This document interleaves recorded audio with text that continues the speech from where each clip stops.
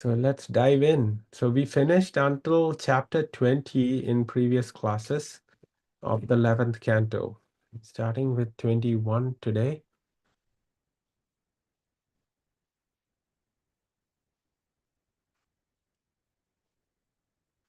Yeah, we finished until here. Yes. So in previous classes, we discussed different aspects that Krishna explains to Uddhava about the 24 gurus based on nature, um, the Nava Yogendras, the Hamsavatar coming and explaining. Um, then we discussed about Krishna telling Uddhava about the Ashtanga yoga process and the siddhis that one can get, and why that is not preferred by the devotees. And then we last class we discussed about the Varnashrama system. We were discussing about Brahmana, Kshatriya, Vaishya, Sudra. Those are the Varnas, and then the ashramas are Brahmacharya, Grahastha, Vanaprastha, and Sannyasa. So Krishna explained all this nicely to um, Uddhava, and then he also described about the different processes of um, difference between karma yoga, jnana yoga, and bhakti yoga, and why bhakti yoga is topmost. One important point that we learned is karma yoga is attachment to material um, objects, um, but the fruits of the activities are given to Krishna, but that is karma yoga. And then jnana yoga, it is the act of knowledge where one is not attached at all to material elements. And then bhakti yoga, actually there is attachment. There is not too much detachment and there's not too much attachment. So it is the best process where we are always wanting to serve Krishna. So if we need to use Zoom or this computer, we use that to come together and discuss about Krishna. So we are not too detached where we go to the forest and say we are only going to meditate on the Lord. We are all trying to use everything we can in the service of the Lord. Okay, so that brings us to chapter 21. So Lord Krishna goes ahead and explains about the different Vedic paths. And in the Vedas, there are many rules and regulations provided. And so he goes over what are contaminated places. So contaminated places are where there are no Brahmanas, and then where there is a lot of butchering and eating meat and all that happening, that's a contaminated place. The appropriate time of the day is where one can do their duties well, where there's obstacles and they're not able to do their prescribed duty, that is an inappropriate time.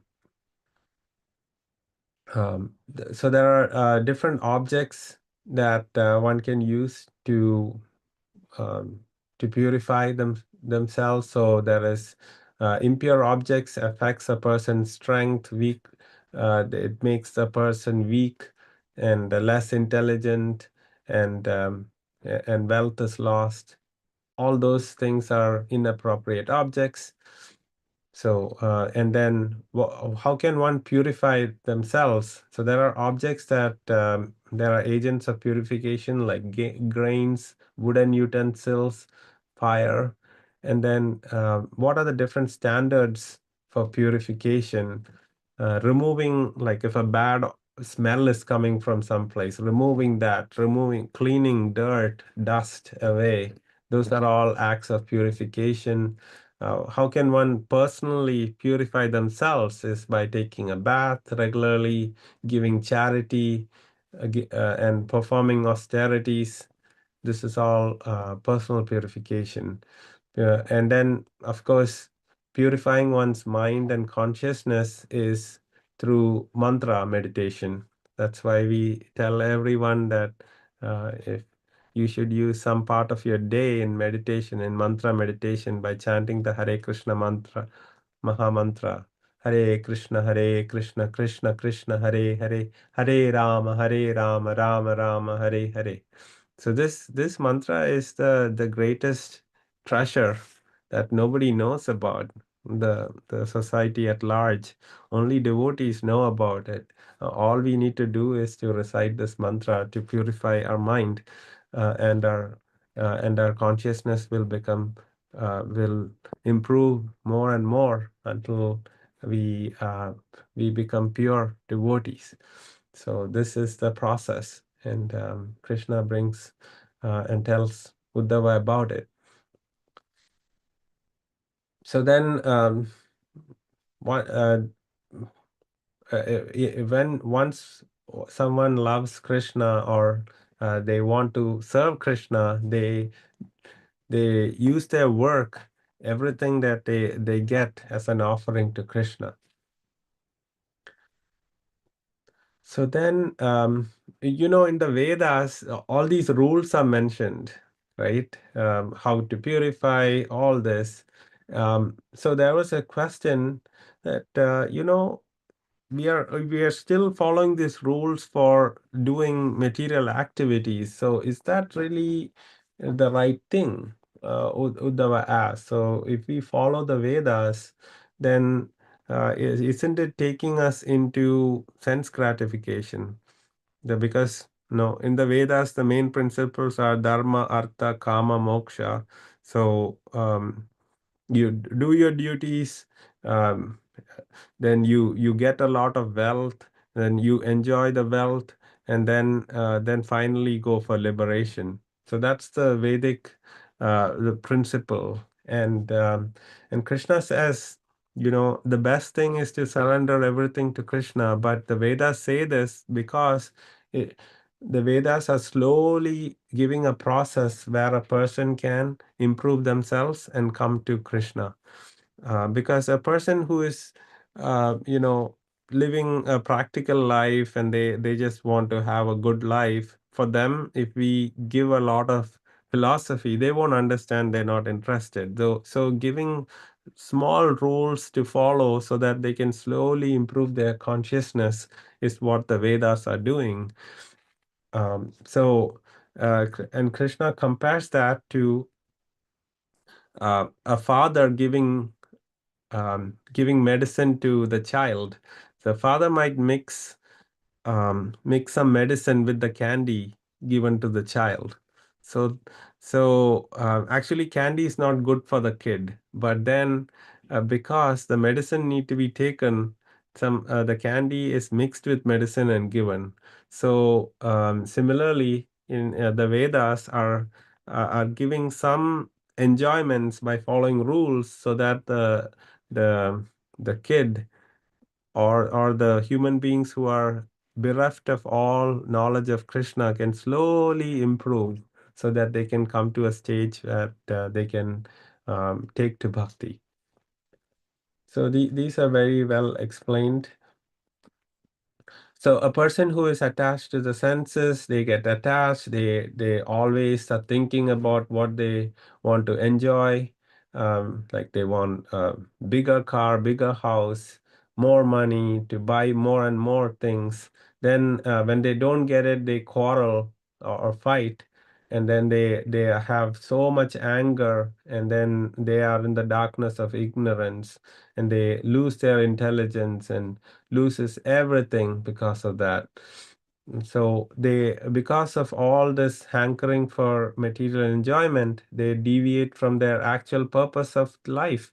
Because life is to understand who we truly are. We are not this body, we are the soul. But they are identifying with the body and trying to make the body happy all the time. So they're not following the actual purpose of life, for self-realization and understanding who you are, and who's Krishna, and what you need to do to go back to Krishna. So this person becomes dull, just like a dead person. Because what is the difference between a dead body and a living body? It's the soul present in the body. But if the soul and the body is not doing what will help the soul after leaving the body, then you're as good as the dead body.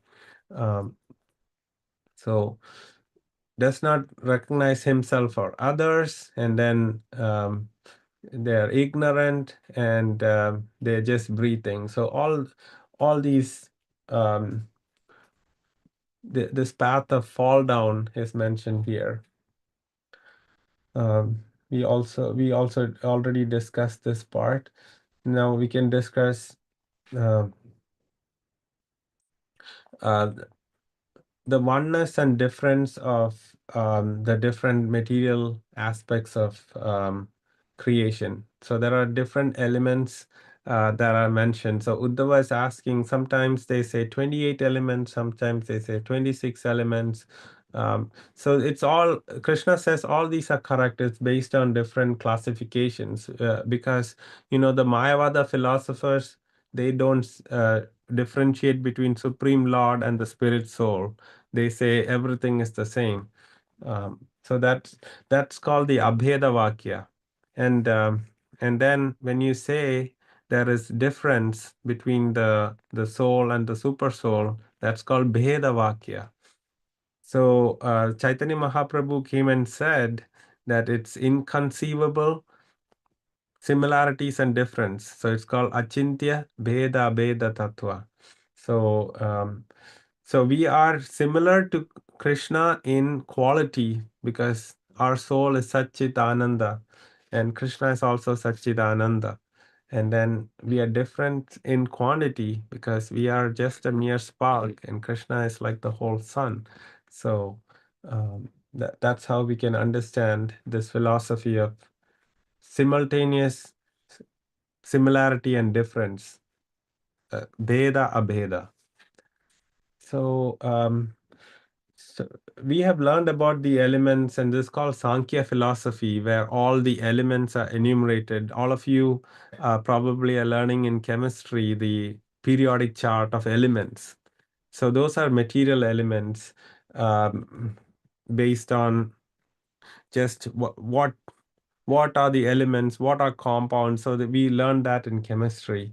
But in the Vedic sense, the elements, the Panchabhutas, so earth, water, air, fire, ether. So ether is space. So there are different classification of elements, and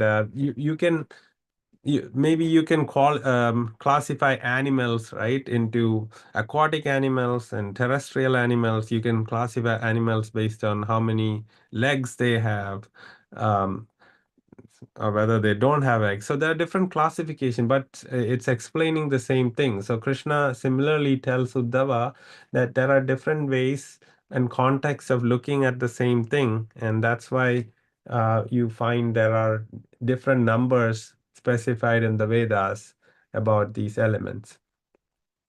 And then Krishna explains about the Supreme Lord and his energy. So, this Prakriti or nature we see is always undergoing change. But Krishna or Purusha, he's Param Purusha. Everything else is his energy that does not change. And Krishna has one form, and Prakriti takes many forms. And then Prakriti is always dependent, and Krishna is independent. And so Krishna is self-revealing, and then Prakriti is revealed by another. In the sense, if sun is not there, sun's rays cannot be there. So the absolute truth is Krishna, and then his energy is what's creating this material world. Okay. Then Krishna talks about reincarnation, birth, and death. So, what is reincarnation? So, we all think that we are this body, we are so and so, my name is this, I'm a man. So, this all the identity we have. But our true identity is that we are the soul, and we pass from one body to other. we take birth in this body, and when this body dies, we take birth in another body. So so Krishna gives some definition. So he says, what is reincarnation? Reincarnation is, along with the soul, the subtle body also travels.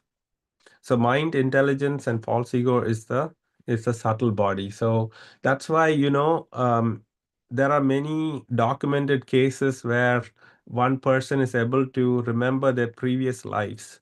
And that's because along with the soul, the memory also goes. But we forget it. So we can't even remember what we ate uh, like 5 days back at a particular time. So similarly, we don't remember our previous births and all that, but there are some people who can remember it, and uh, it's actually a blessing that we don't remember, because there's hardships and suffering in every body. And some people, when they remember it, they go through a lot of anxiety and mental problems. So it is actually a blessing that we don't remember our previous lives, but actually the memory is within us, and one can actually recollect that. And that's the proof that there is reincarnation. So we are not this body. We have had many bodies before. So Krishna says reincarnation is the mind going from one body to another. And what is death is when you forget about this current entity, and birth is when you get into a new body and you think that is it, I am that body. So um, and then Krishna talks about the 9 stages of body, that is impregnation, where the sperm meets the ovum, and then there is gestation, when the baby starts the becoming like uh, the human embryo is formed, and then it develops into a fetus, and then there is birth. And after the body comes out of the mommy's tummy or the womb, the body goes through infancy, childhood, youth, middle age, old age, and then finally death. So every body goes through it. There are many people trying to experiment, that can I not die? There are many millionaires trying to inject their kids' blood into themselves to stay young. So they are trying to do everything. They so they're trying to solve the real problems of life, not to die, but they're going the wrong route. They're trying to um, use science and technology, but it'll never be possible to stop um, birth, death, old age, disease. So the only way is to understand who we truly are. And then when we understand that we are indestructible soul, then we understand that there is no death for the actual personality who you are. So so the Krishna explains all this wonderfully uh, about the body, and then he describes about the 3 modes of material nature. So if one person is always in the mode of goodness, they are the demigods. They go to heavenly planets and they can live as Indra, Chandra. All the posts can be God. So that's demigod. Then if you're in the mode of passion, then you are mostly a human being, where you're setting goals to enjoy yourself. You're trying to get more money to buy bigger and better things all the time, wanting more, more, more. That's in the mode of passion. And mode of ignorance are those in the animal kingdom, and ghosts and pishachas and all that.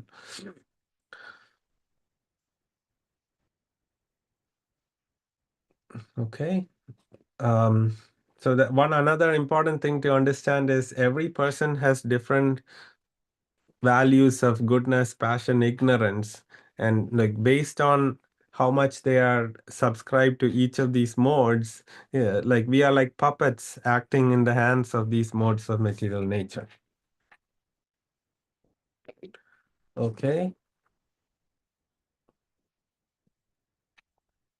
So Krishna says that one shouldn't focus on sense gratification because once you once you have a lot of greed for more and more, then there is not enough in the world for one man's greed. So actually, Krishna has made this world where there is actually enough resources for every person's need, but there is not enough for one man's greed. So we have 8 billion people on this planet. All of us can live peacefully if we take care of each other and don't become greedy. But we are seeing that there are greedy people who, and that is the reason why there is so much poverty and fighting and wars. All that is happening. Okay. So there, this is a discussion between Krishna and Uddhava, and there are many questions being asked. So this is the next question. So how can a person tolerate offenses? So even if you are good, some people might come and say bad things to you. So some people can come and beat you up. So how do you tolerate all these bad things? Is the next question by Uddhava. And then Krishna brings up this nice story of the Avanti Brahmana.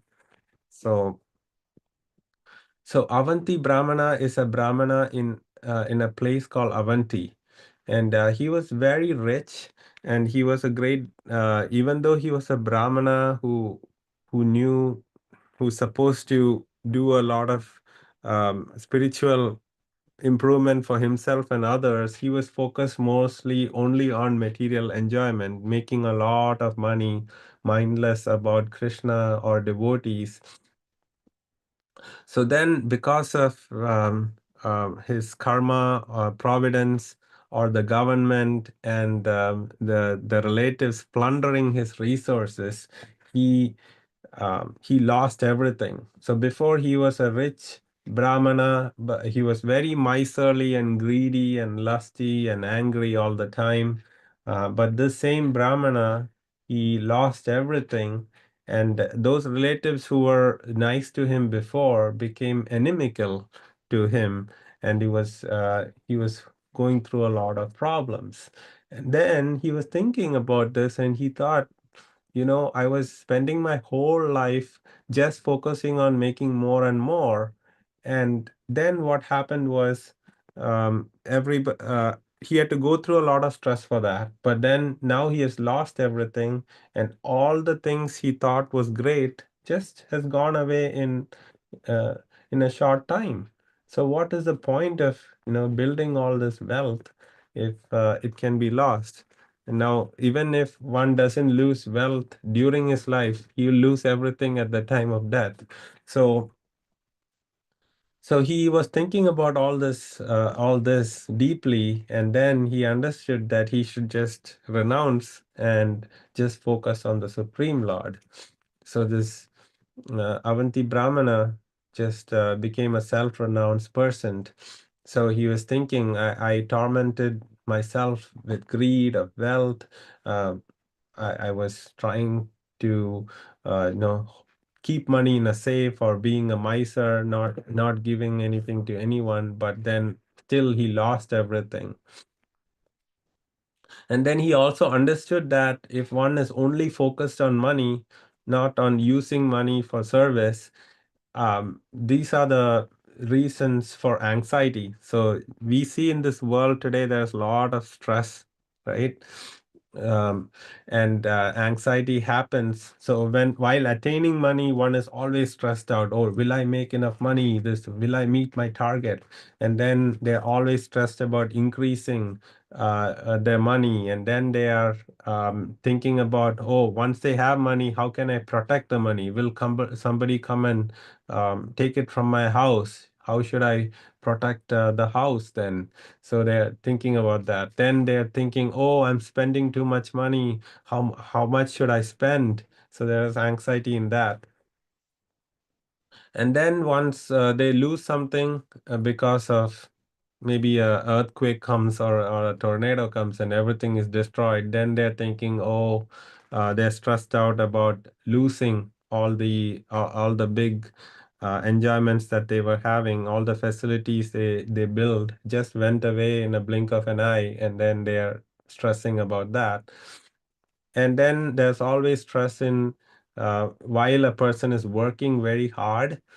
So, and then there is fear, anxiety, and delusion. So, all this comes with mindless greed for wealth.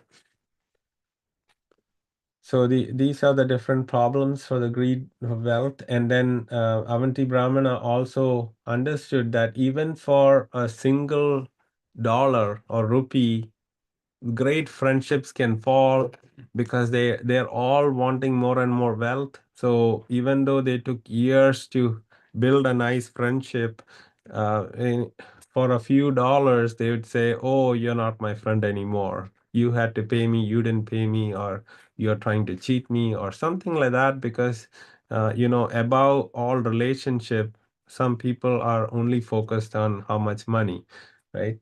So this is what will happen in Kali Yuga. Even for 1 rupee, people will start fighting.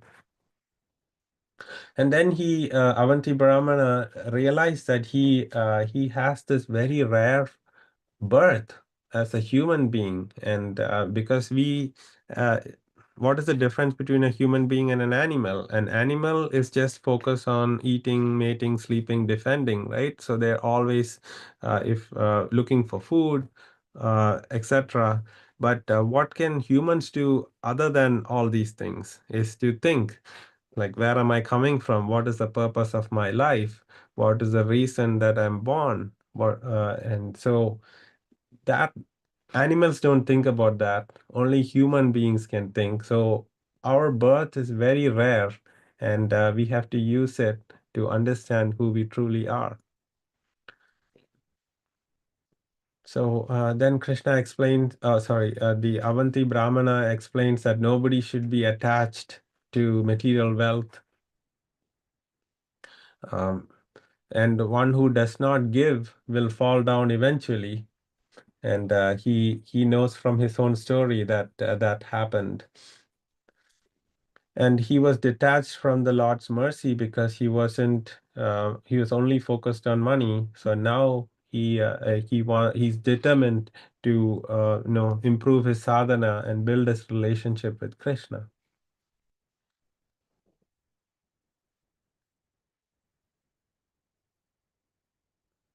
So the Brahmana said, these people are not the cause of happiness and distress, neither are the demigods, by own body, the planets, my past work or time. Rather, it is the mind alone that causes happiness and distress and perpetuates rotation of material life. So whatever the situation, we can look at it in a positive way, and it's how we react to a situation that determines if we are happy or sad. So whatever be the situation, if we are a devotee in a pure devotee, we won't be affected by it. So the Avanti Brahmana, he came to this conclusion that all the suffering that he's going through when he lost all his money is only due to his own mind, and he's not even blaming his kala, karma, other people, the demigods, or any of that. So this is a very high understanding that we can all have, regardless of our situation. We just have to change our mindset to look at a situation, look at every situation or obstacle or challenge as an opportunity to serve. Okay. So the mind is what creates different designations and identifications. And then the mind doesn't understand uh, who's the super soul and who's the soul.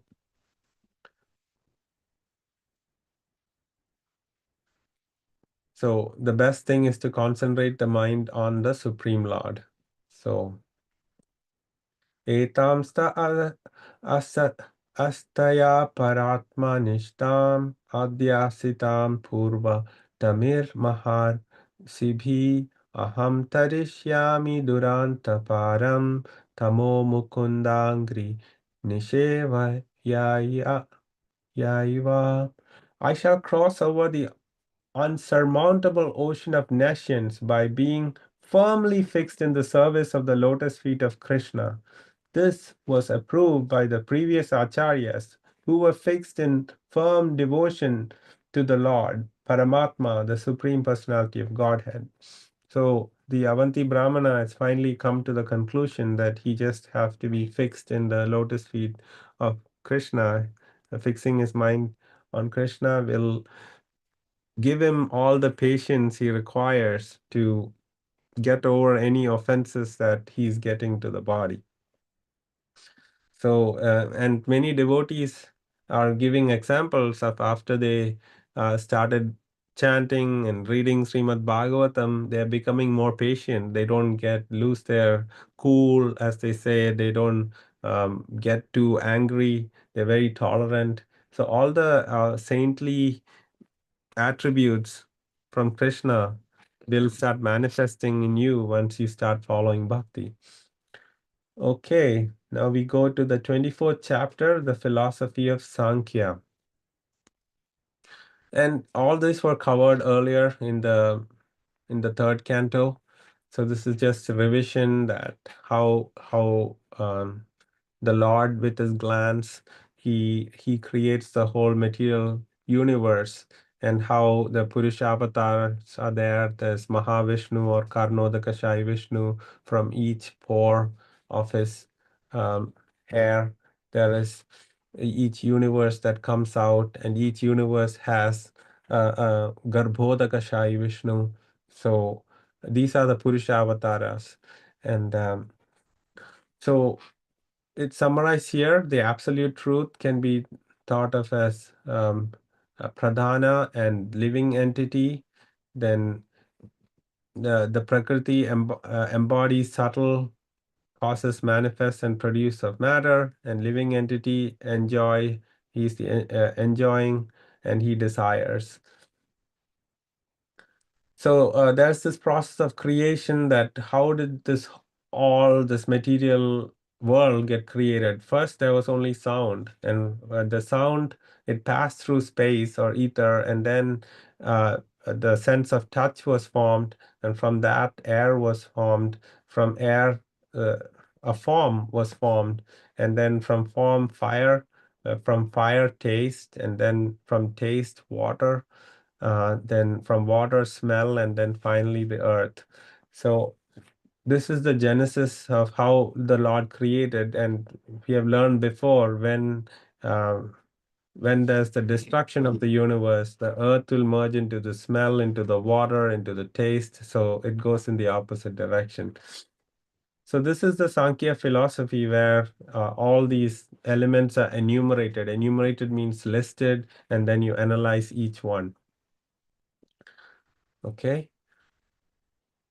This is how the birth of Brahma. So there is for each universe there is a Brahma who is the secondary creator, and from Mahavishnu, or sorry, the Garbhodakashayi Vishnu, from his navel comes Brahma, and the Lord gives instruction to Brahma to continue with the creation of the different bodies. So then there is explanation of where each which is the planet and who are the inhabitants of all these planets. We don't have time to go through all those details.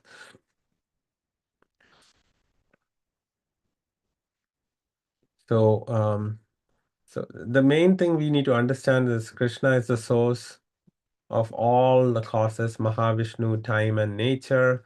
Krishna is telling that nature exists as long as Krishna glances on nature, and then Krishna's universal form is explained. And when we learn about the material elements, we can understand the difference between the spiritual soul and material, because the material energy of the Lord is inferior energy because it has an expiry date. There is a beginning and an end. But our soul is never destroyed because it's part and parcel of Krishna. Then in chapter 25, Krishna explains about the 3 modes again in more detail. So in mode of goodness, one can control the mind and senses, all the good attributes of tolerance, discrimination, austerity, truthfulness, mercy, careful study of past and future, satisfaction in any condition, renunciation, detachment, faith, being embarrassed at improper action, charity, simplicity, humility, and satisfaction. These are all modes of goodness. Mode of passion is material desire, great endeavor, audacity, dissatisfaction even in gain, false pride, praying for material advancement, considering oneself different and better than others, sense gratification, eagerness to fight, a fondness for hearing oneself praised, the tendency to ridicule others, advertising one's own prowess, and justifying one's action by one's strength. So this is all mode of passion. And what is mode of ignorance is anger, greed, lying, violence, living as a parasite, false show of dharma, chronic fatigue, quarrel, lamentation, delusion, unhappiness, depression, sleeping too much, false expectations, fear, and laziness. So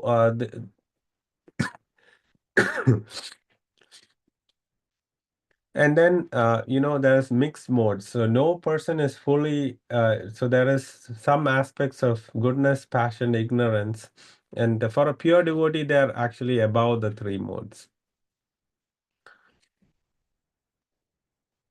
Okay, there is again there's mode of goodness, passion, and ignorance in recognizing oneself. So if one has self-control, he's in mode of goodness. If he's very lusty or always thinking about sense objects, then he is in the mode of passion. If he has a quality of anger, then he's ignorance. There's also bhakti in the 3 modes. So mode of goodness is worship with devotion by offering prescribed duties to Lord without material attachments.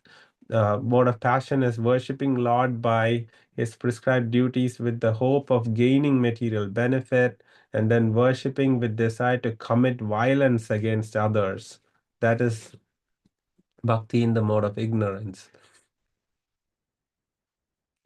So when there is more of goodness, then a person gets knowledge, virtue, happiness, and other good qualities. In the mode of passion, one desires fame, fortune, suffers and becomes active all the time. And in mode of ignorance, he is endowed with lamentation, always sad, illusion, violence, sleep, emptiness, and aspirations. So we are at time, so we can move forward because we have learned all this earlier. What is mode of passion, goodness? Above all these states is the beyond modes. That is the pure bhakti where we are not stuck in the 3 modes of material nature. We are going above, and then a person who's beyond the modes comes to Krishna. Others who are in the mode of goodness, they go to heavenly planets. Who are in passion, they go to the earthly planets. And then who are in ignorance go to the hellish planets.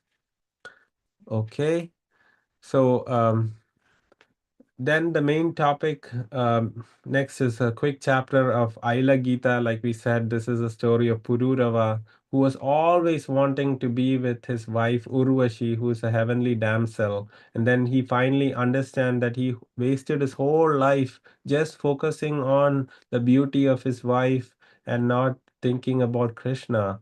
And finally, a male donkey gets back into senses when the female donkey kicks him. So similarly, he finally understood that he wasted his whole life instead of learning about Krishna. So he understands that lust is insatiable. Some people say if you like something, go buy a lot of those things, then you'll get tired of it.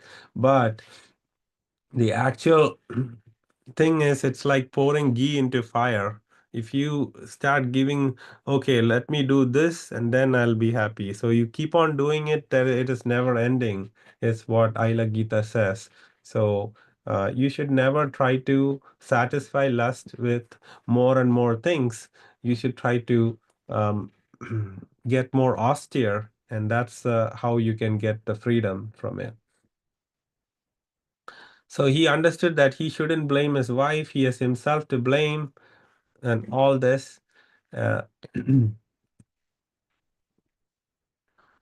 so, and then there is this whole, in AilaGita, Pururava talks about, who does this body belong to? Is it to our parents? Is it to our best friends? Is it to our spouses? Um, so all this, but the best thing to do is to uh, use the body to serve Krishna. Okay, so that's it. The sound incarnation of Lord Krishna, the Supreme Soul, enters into the heart of a self-realized devotee, sits on the lotus flower of his loving relationship, and thus cleanses the dust of material association, such as lust, anger, and hankering. Thus, it acts like autumnal rains upon pools of muddy water. So this is saying the best thing to do is to hear about Krishna, like all of you are doing today, and learning about Krishna is the best process, so that you're not stuck in the 3 modes. So all of you are doing the right thing, and if there are no questions, we can go to the Kahoot quiz.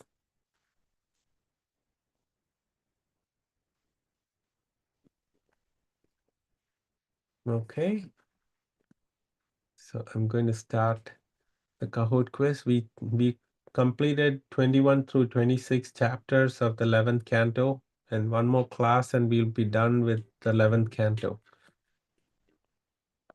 The pin is 135815.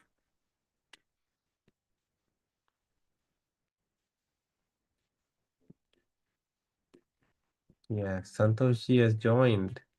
He's a little raccoon with ice cream. And then there is unknown. I think that is Nitinji. Then there is Krishna devotee, who is Ayana. And then there is Meenakshi ji. She's looking like a bird. That's a Oh, dragon, Prabhuji.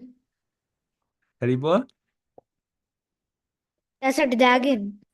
That's a dragon. Okay. Okay. Is everybody in the call? In the Kahoot? Okay. We have Srihari ji also. Is Shreya ji joining?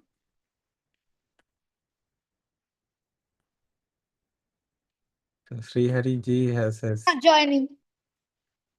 Okay. Shreya ji is also joined. Can we start? Okay. First question.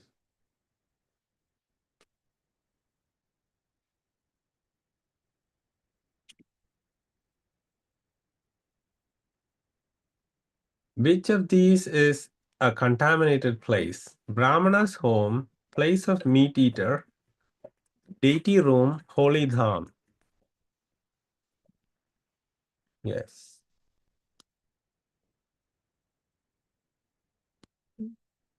Why is everybody zero?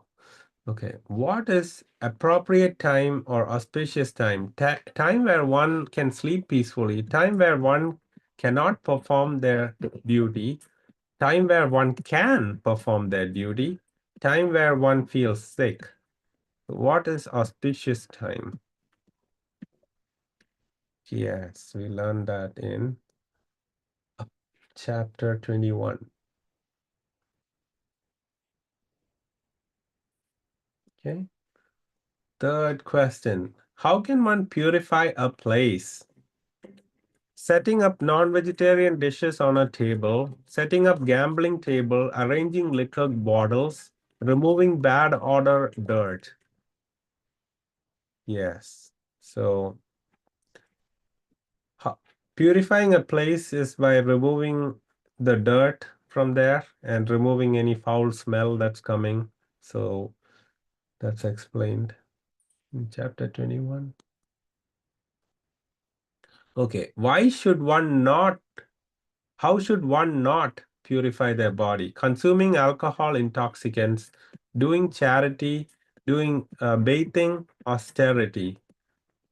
So, what is not a way to purify? Yes, consuming alcohol and intoxicants is not a way to purify one's body. In fact, it's a way to make it worse.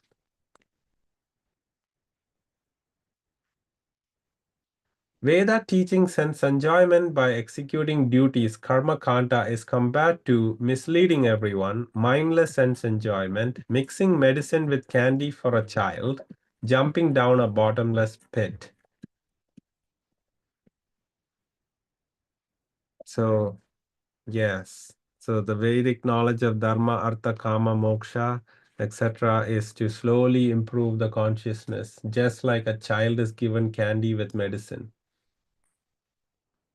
So uh, all the liquid medicine we get in the store is nicely flavored so that kids can drink it, right? Strawberry flavor cough syrup, right? Okay, what is the listing, enumeration of material elements and the analysis called? Karma, Bhakti, Ashtanga Yoga, or Sankhya? So Sankhya philosophy or Ashtanga Yoga, doing different kinds of meditation and asanas, or is it karma? Yes. So listing all these elements and knowing the difference between material elements and spiritual soul is Sankhya philosophy. Okay.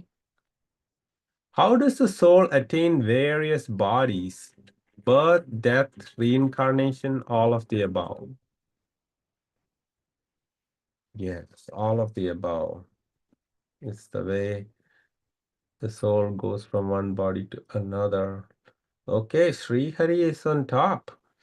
Then followed by Shreya ji, then Nitin ji, Hayana ji, and Meenakshi ji. What is not a stage in the 9 stages of the body? Infancy, childhood, old age, eating. Yes, eating is not a stage. You eat at every stage. Right? So if you're an infant or you're old man, you'll be eating.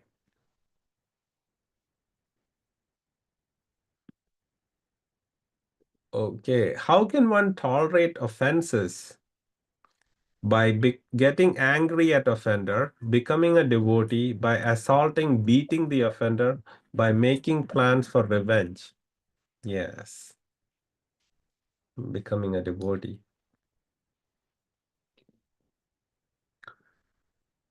What did Avanti Brahmana decide to meditate on the Lord when his wealth was lost, when he understood the futility?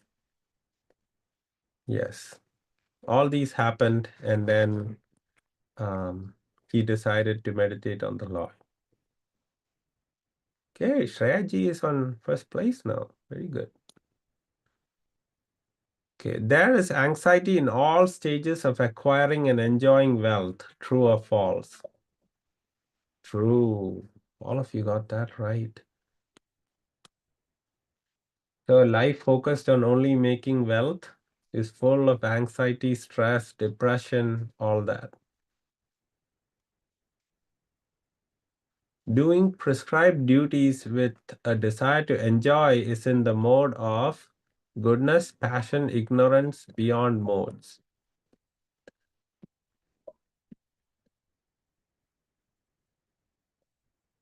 Yes, it's a mode of passion because they want to work hard, but they only want it for their own sense enjoyment. But mode of ignorance, they won't even work. They'll be sleeping all the time, right? Mode of goodness, you do the work without caring about the results. To Prabhuji, mode of ignorance is laziness. yes, laziness. Very good.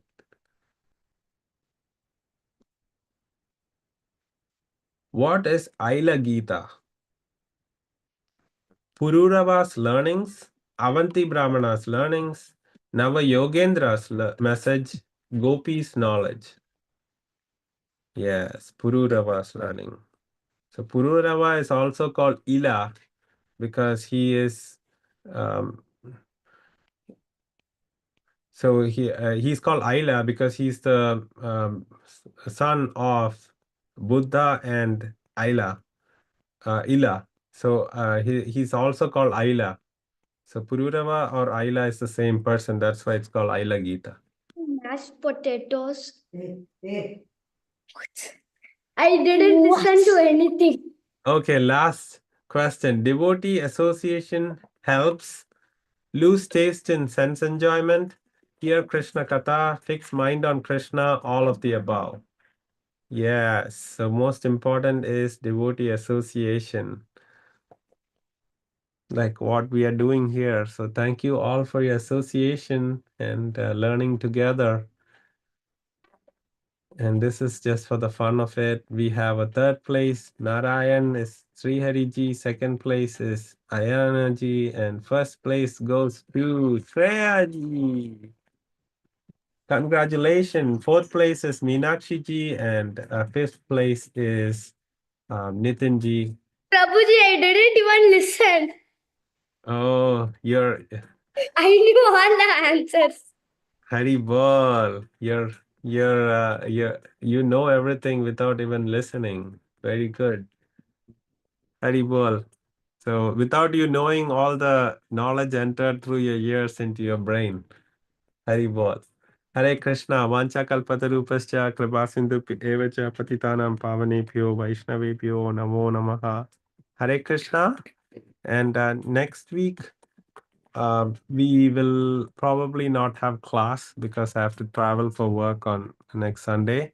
So we'll meet a week after. Okay. So that.